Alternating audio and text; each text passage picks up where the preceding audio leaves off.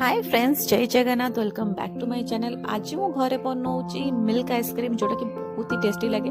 से फास्ट क्षीर गरम करदे। क्षीर तो गरम ही आसपा तादेह आम पकईदे चीनी चीनी पकई भल भाव गोले दिंतु। तापर पकईबा कस्टर्ड पाउडर को पानी रे पकई गोले देते। अल्प अल्प क्षीर रे पकई भल भाव गोलांतु।